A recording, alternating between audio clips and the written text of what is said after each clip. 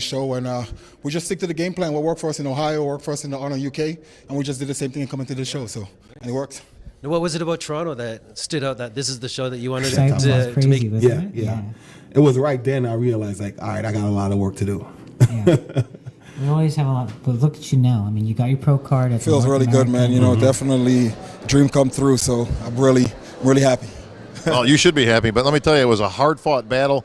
Alexis was right on you the entire time. I was 5 or 6 weeks into my prep, and I was on my way to training one of my clients. I got on the highway, and I got hit from behind by a guy rushing to the airport. These words from Akim Williams describe the moment that should have ended his career. But what happened next defied every expectation. Are you enjoying this story about Akim Williams? Then help the channel with your subscription. Look, 94.8% of people who watch these videos still aren't subscribed to the channel. If you're part of that group, take the opportunity and subscribe now. It's free, and you'll keep receiving incredible stories of legendary bodybuilders who shaped the sport. Oh, and don't forget, at the end of the video, you'll find more stories like this one. The man they call the BK Beast didn't just survive that 2022 car accident. He competed at the Mr. Olympia and Arnold Classic with displaced discs in his lower back, a torn labrum, and a partially torn bicep. No one in the audience knew. No one watching from home could tell. And the truth behind his journey from the streets of Brooklyn to bodybuilding's biggest stages is more shocking than anyone imagined. Born on August 20th, 1984, in Brooklyn, New York, Akim Antonio Williams grew up in one of America's toughest neighborhoods. His early years were marked by the gritty determination required to survive and thrive in an urban landscape that offers few second chances. Young Akim played football, baseball, and boxing in high school, channeling his energy into athletics while dreaming of something bigger. But bodybuilding wasn't on his radar. In fact, when he enrolled at Long Island University to pursue a degree in computer science, Williams was actively skeptical of weightlifting. He believed squats were bad for the knees and spent his first months in the gym doing nothing but bench press. Honestly, the first few months in that weight room, all I did was bench press because it was all I cared about, he later admitted. Everything changed when he met Coach Ken Thompson, who introduced him to the concept of building the lower body to maximize overall muscle mass. That encounter transformed a casual gym goer into a future Olympian. Williams began competing in 2011 at the NPC Junior Nationals, placing third and announcing himself as a serious contender. By 2013, at age 29, he won the NPC North American Championships overall title, earning his IFBB Pro card. His professional debut came in 2014, and just 2 years later, he dominated the 2016 Tampa Pro with an upper body and midsection that outclassed everyone on stage. That victory earned him his first Mr. Olympia invitation, where he finished 15th against legends like Phil Heath, Sean Roden, Dexter Jackson, and Big Ramy.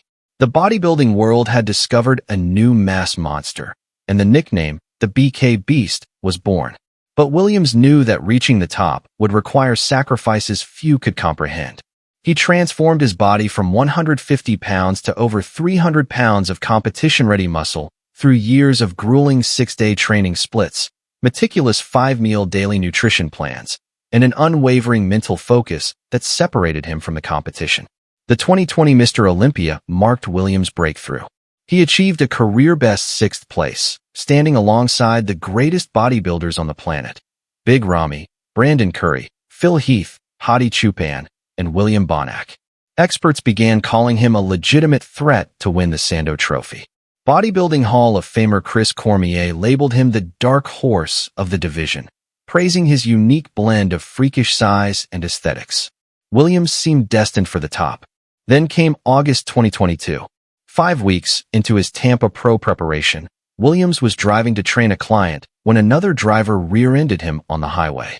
From the whiplash from my head jerking forward, my neck was pretty messed up. My discs in my lower back moved. That was one of the really big things, and I had a shoulder injury, he revealed months later. The accident should have forced him to withdraw. Instead, Williams found a way to compete. He won the 2022 Tampa Pro, defeating former 212 Olympia champion Kamal El-Gargni, despite training through excruciating pain. He went on to compete at the 2022 Mr. Olympia injured, finishing 16th, and then the 2023 Arnold Classic, where he placed 6th, all while hiding the extent of his physical damage from the world.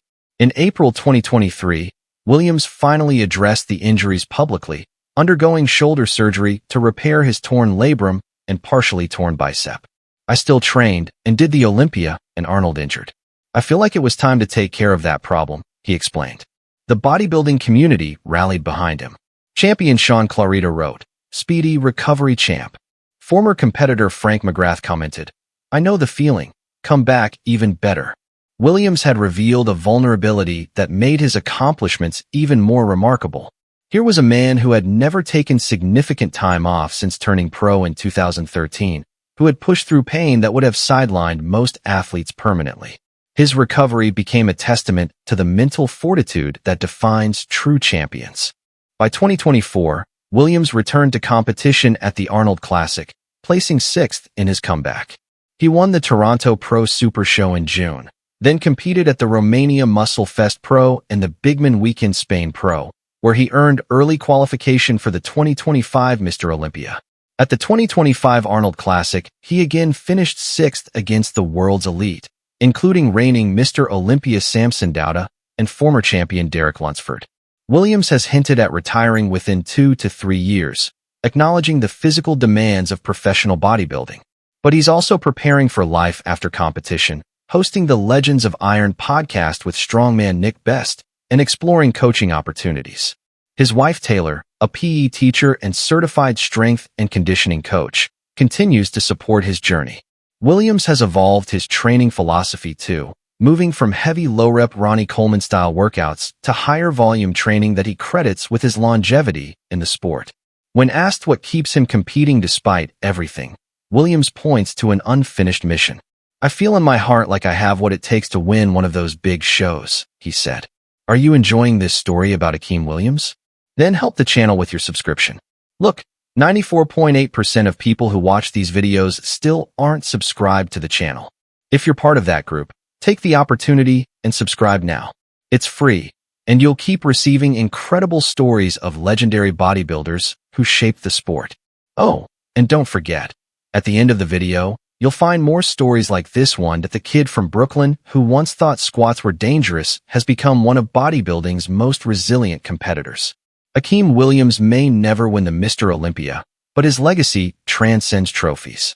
He has shown that true strength isn't measured in the weights you lift or the titles you win. It's measured in the obstacles you overcome and the refusal to surrender when everything tells you to quit. The BK Beast continues to roar.